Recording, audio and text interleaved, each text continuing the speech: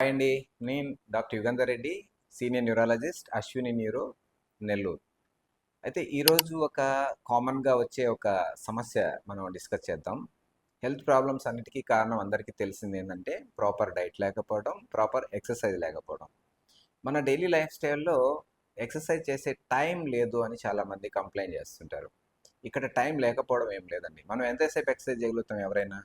ఒక 45 minutes, maximum 45 minutes exercise చేస్తే మనకు కావాల్సినంత ఎక్సర్సైజ్ బాడీకి అందుతున్నట్లే. సో ప్రాపర్ ఎక్సర్సైజ్ అంటాం. అంటే అంతకంటే ఎక్కువ చేయాల్సిన అవసరము లేదు. దానికంటే ఎక్కువ చేసినా పెద్ద బెనిఫిట్స్ ఏముండవు.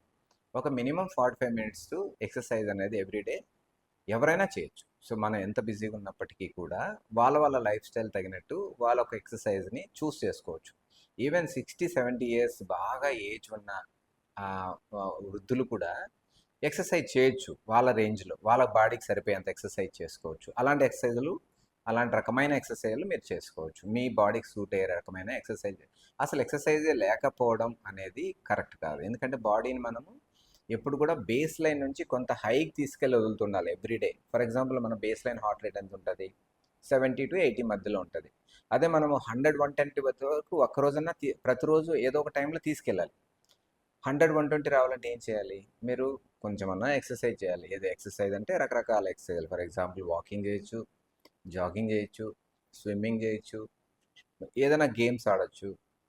లేదంటే ఓల్డ్ పీపుల్ అనుకోండి, వాళ్ళు జస్ట్ మంచం మీద కూర్చొని మోకాళ్ళు చాపడం, కాసేపు పట్టుకోవడం దించడం, పట్టుకోవడం దింపడం, పడుకొని కాళ్ళు లేపడం దించడం, కాళ్ళు లేపడం దించడం, ఇలా రిపిటేషన్స్ అనేది ఇంపార్టెంట్. మీరు ఎక్కువ అలసిపోయేంతగా పరిగెట్టాల్సిన అవసరం ఏమీ లేదు.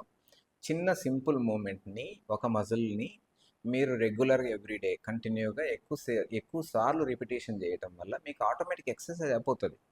సో ప్రతి వ్యక్తికి ఏ రకమైన మెడికల్ కండిషన్ ఉన్నా, ఏ ఏజ్లో ఉన్నా కూడా ఆ రకమైన ఎక్సర్సైజ్ మనం డిజైన్ చేసుకోవచ్చు.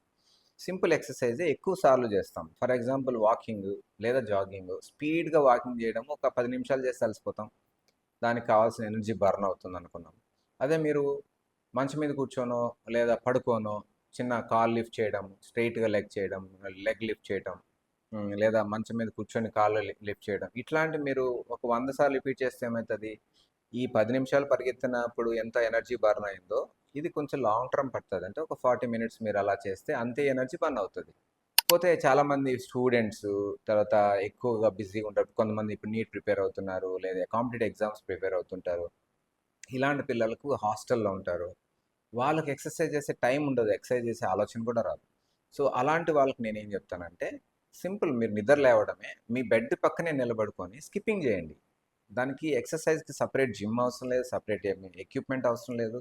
సింపుల్ స్కిప్పింగ్ ఒక 10 మినిట్స్ 10 మినిట్స్ 10 మినిట్స్ 3 సెట్స్గా మీరు ఒక 10 మినిట్స్ 10 మినిట్స్ స్కిప్పింగ్ చేస్తే మీ బ్లడ్ సర్క్యులేషన్ పైకి కిందకి ఫుల్ స్పీడ్లో, జెట్ స్పీడ్లో తిరుగుతుంది.